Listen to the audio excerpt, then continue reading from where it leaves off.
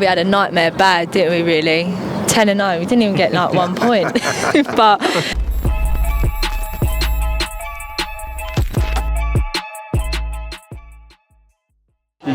Euro champ. This is Jonathan Agger, 5th Pro Boxing Fans, joined by Tony Sims to my right, Maisey Rose Courtney to my left. Nice event here today, Matchroom HQ. How are you both feeling? Yeah, fantastic. You know, it's been a while since I think we've done presser down here, and it's nice in the summer. They do the barbecue, and it's a great place to do the press conferences. Enjoy it, Maisey? yeah, it was lovely. I think I had a mouthful of corn and I got put up there, so I didn't eat too much, no. Shame your opponent wasn't here today, but a good fight for you coming up July 6th. Talk us through it. Yeah, I'm excited. It's a good fight. She had a good fight against Shannon Ryan on the card at the O2 Indigo, and yeah, she's lively. She is going to come and try and win, you know, and that's what I'm that's what I'm expecting. That's what I'm wanting, especially at this stage of my career. Am I right in thinking she's got a fight coming up before you fight?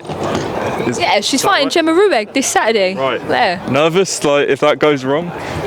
Listen, boxing's boxing, and whatever happens, will happen. So I hope she comes out victorious, ready, fit, and ready to go Saturday. Not Saturday, I meant July the 6th. So I hope all goes well for her on Saturday, yeah. Tony, talk to me about Maisey's development over the last few fights, and yeah, what have you seen from her? Yeah, she you know, she's a talented amateur. When she come to me, she won how many national titles do you win? 6, 7, 6. We won 6 or 7. Yeah, one of them don't count. It was a bit of a dodgy thingy, so I don't know. You had a walkover. Yeah. So yeah, she was 6 times national champion. So she come with a good pedigree. You know, but pro boxing is different from amateur boxing. You got to develop in pro boxing. So I feel like each fight she's developing a little bit more. Obviously, she's mandatory for the European title fight. And that was meant to happen on July the 6th, but that's been put back to September now. So the fight she's got on July the 6th is actually a really hard fight. You know, she's got to be well prepared mentally and physically for this fight, because Jasmine comes, you know, she comes as a tough opponent. She had a tough fight against Shannon Ryan, so we was there that night, weren't we, when she boxed that fight, and so, you know, she's got to be well prepared for this fight. But this is all about development now, you know, and if Maisey's going to win a European title, then she's got to beat opponents like this beforehand. Amazing. Just talk to us about sort of the gym itself. There's a lot of, you know, up and coming guys in there. Do you ever, you know, get the rounds in with any of them? Nah, they do me. They knock me out. So that. But no, it's good being in a gym around people, especially in the gym that we're in. You know what I mean? A Matchroom Elite gym. It says it in its name itself. You know, and to be trained by Tony Sims, it's an honour. You know, and all the boys in the gym are talented and they work hard, and that's all you need, especially to be good at this game and to stick at this game and to become world champion. You have to make sure you do it properly. You know? Who's giving you the best work in sparring, would you say? At the gym or just in general? Anywhere. I don't know.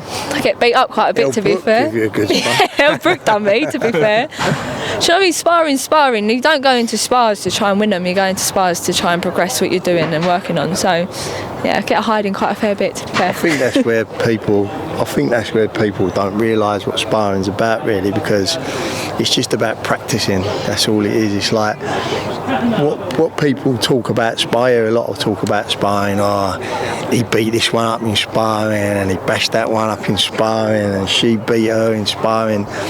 But that's why you can never ever listen to that, because you don't know, like, you know, when Maisey spars, she might have done a session that morning, and then she might be sparring in the afternoon. So, you know, and she might just be practicing on her jab or her left hook to the body. So it's something that she's vocaling on, and you know, that's the difference between sparring, is that it's just practicing. That's all it is.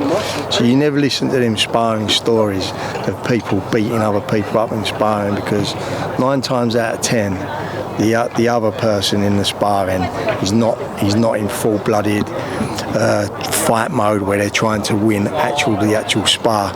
So that's all Maisey does, is when she's sparring, she's practicing on what we've been doing on the pads, and then she's practicing in the ring. That's all she's doing, is just practicing. So that's all sparring should be about. And Maisey, what do you think sort of the rest of the year has in store for you? You have the fight in July, and then, you know, surely you're going to get hopefully one more in at least? Yeah, of course. So July the 6th, fight Jasmina.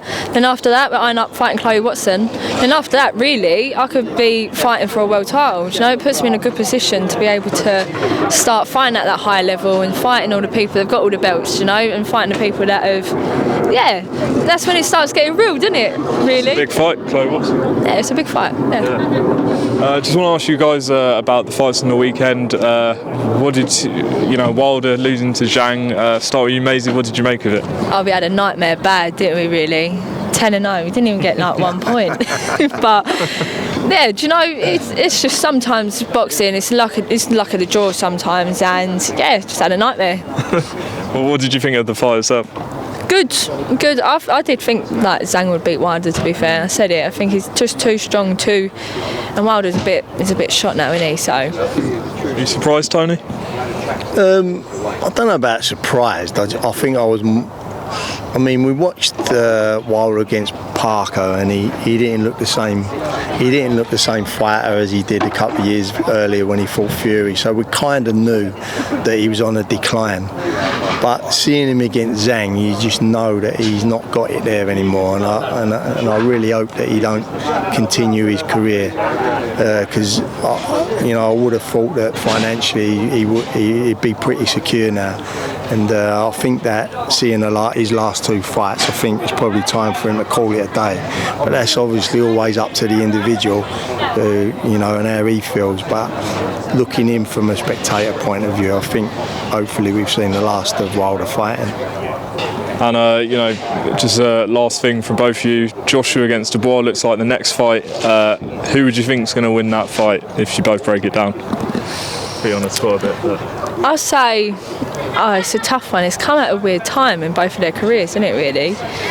It's like, I want Anthony Joshua to win, you know, 100% I want him to win, but I feel like Daniel's, he's still got that rawness, that youthfulness, do you know what I mean, about him? And if they both match each other, they're both kind of vibes, and they're both kind of, you know, that kind of fighting spirit that Anthony used to have when he was younger, I think it'll be a wicked fight. Someone will hit the deck. Do you know what I mean? What do you think? Yeah, like Maisey's saying, it's a great fight, and you know, like she's saying, like, you know, Joshua was Dubois once. Do you know what I mean? I'm not saying he's anything other than he is now. He's a great fighter, and like probably apart from Usyk, the best in the world, and Fury, the best in the world.